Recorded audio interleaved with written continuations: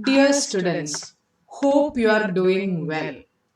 Today I thought to do a very short video to discuss a sample integrated case study questions. I hope you are aware. From May 2020 attempt onwards, our institute has introduced case study MCQs. Usually MCQs from May 19 exam onwards till November 19 exam.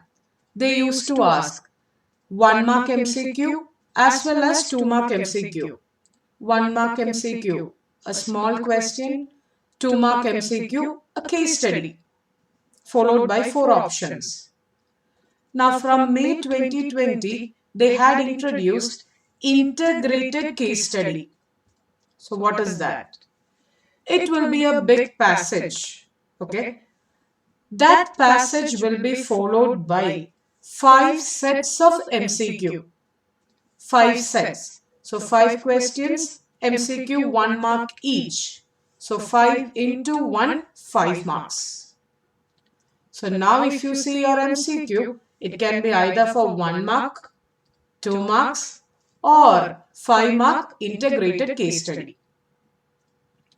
Now, unfortunately, May 2020 exam has not taken place.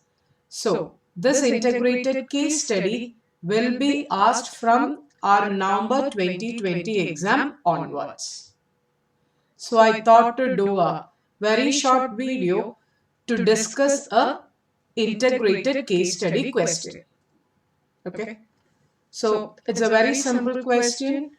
I thought to discuss this to show you how to approach when you do the integrated case study for the exam. Shall we do? Okay. So I said no, in the integrated case study, a big passage will be given, like a comprehension we used to do. See, this is the passage. Now this passage will be followed by 5 questions. So, shall we read the passage?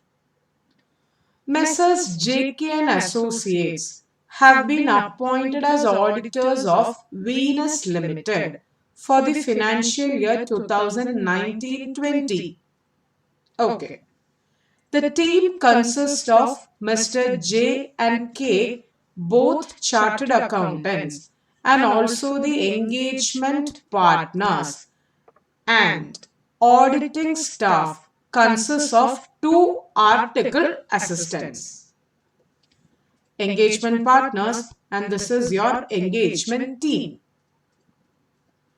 While starting the audit work of Venus Limited, the engagement partners briefed the audit staff about the audit work and areas to be covered, and also the various auditing concepts and their application in audit of Venus Limited, along with applicable standards on auditing.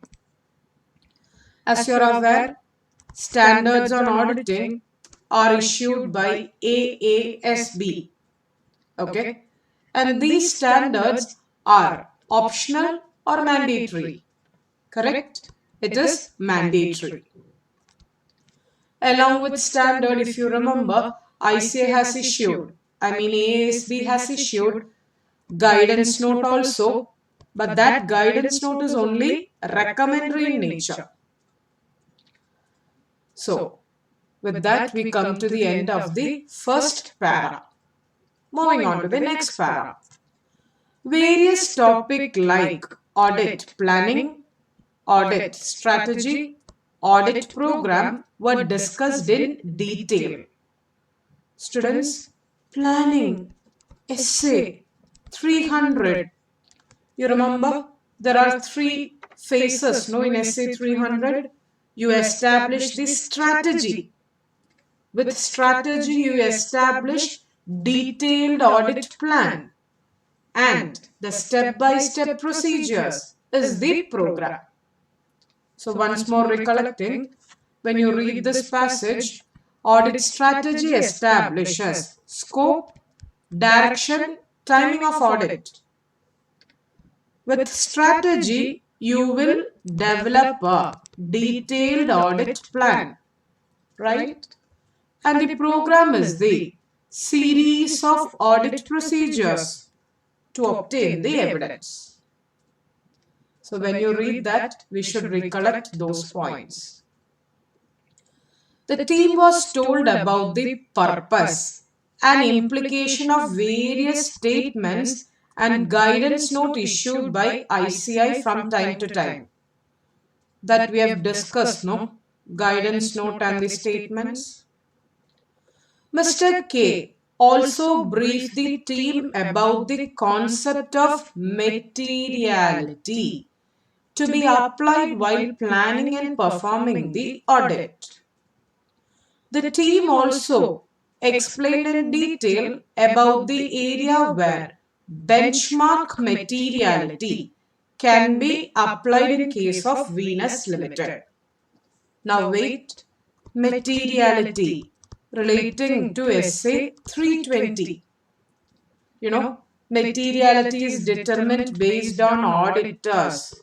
You remember? Auditors' professional judgment. It can differ from one person to another. It can be based on profits. It can be based on paid up capital, anything. Clear? Now, again, materiality concepts is divided into two. The actual materiality and something called as the performance materiality.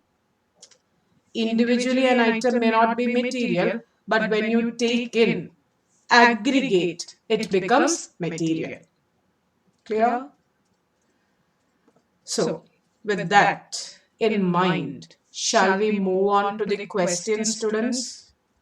Kindly keep all these things which we have discussed while reading this passage. First question. Based on the above facts, answer the following. Okay. Dash sets the scope, timing and direction of the audit and guides the development of more detailed plan. While analyzing the questions, we said no, scope, timing, direction, detailed audit plan. Which one was that? Correct, audit strategy. So do you want to read the options? Directly the answer would be overall audit strategy. Completion memoranda, it's something which is, summary. Plan is step, the detailed one of the audit strategy. Program is the step by step. So what establishes scope, timing, direction? It is overall audit strategy. Now, question 2. Reading on the statement 1. The establishment of overall audit strategy and detailed audit plan are not necessarily discrete or sequential process but are closely interrelated. Wait, is this statement correct? We discussed, no? Once we establish strategy, we will go to detailed audit plan. So, change in one would result in change in another. Change in one would result in change in another. So it is closely interrelated and need not be a discrete phase. Meaning what? Separate phase. Okay. So statement 1 appears to be correct. True. Now statement 2. Auditor shall establish an overall audit strategy that guides the development of audit plan. Correct, no? Strategy helps in development of plan. So this is also correct. Now, reading the option. Tell me, both the statements are correct or true? So answer is C. Now students, what if the question was like this? I am editing the statement 2. Establishing an overall audit plan guides the development of strategy. Is that right? Then it would be incorrect. Only statement 1 would have been correct. Then your option would have been 1. Clear? So same question, these two statements can be even asked in correct, incorrect, 2 marks. Fine. Moving on to the third question. Dash means the amount set by the auditor at less than materiality for the financial statements as a whole to reduce to an appropriately low level the probability of aggregate of uncorrected, undetected misstatement exceeds the materiality. Don't you remember when we were discussing, we related two concepts, no? As per essay 320 materiality is there as well as performance materiality, meaning aggregate materiality. So in this question, they have asked you the aggregate materiality. So what is that? Directly the answer is performance materiality. This is materiality, may not be in aggregate. This is just the materiality in planning. Benchmark means that is the amount, the standard. So the answer is C. Clear? Fourth one. Which of the following is not an example of benchmark that can be used in determining the materiality in case of FS? See students, if you remember essay 320, factors affecting materiality benchmark, they have given totally 5 factors affecting materiality benchmark. In that, one of the factor is, what? Items or elements in FS.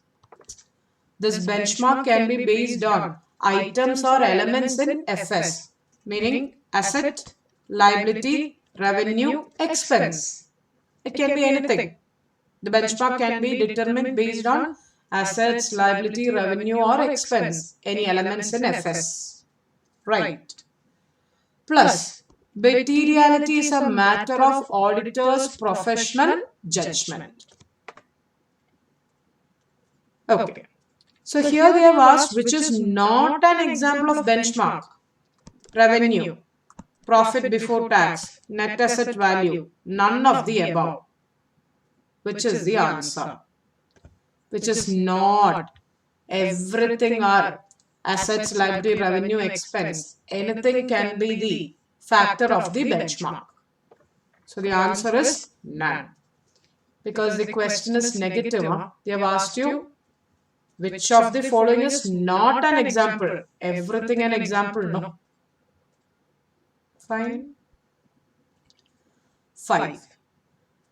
Guidance note issued by ICI provide guidance to members on matters which may arise in the course of their professional work. Seems to be correct. Statements issued by ICI with a view to secure compliance by members on some matters. Yes, students, they have issued various statements. SA, SRE, SAE, SRS. It's for compliance. Guidance notes are recommendatory in nature. While reading the passage, we said no. Statements are of course mandatory. All these are issued by AASB, Auditing Assurance Standards Board. So all the above statements are correct. Clear? So students, for the exam, you can expect 2 integrated case study questions. Okay? 2 integrated case study, 5 marks each. So around 10 marks. Then you will have 2 marks MCQ as well as 1 mark MCQ in any pattern. So totally the MCQ will be 30. I hope you understood how to approach the integrated case study. If you see in this particular question, they have related what all? They have related essay 300, 320, as well as the AASB issued standards, guidance note, etc. So if you leave one specific topic, you may get stuck somewhere while doing such case study. Clear? So with that, I end the discussion on the sample integrated case study. And students, I would like to inform you that I have made a recorded video of 16 hours.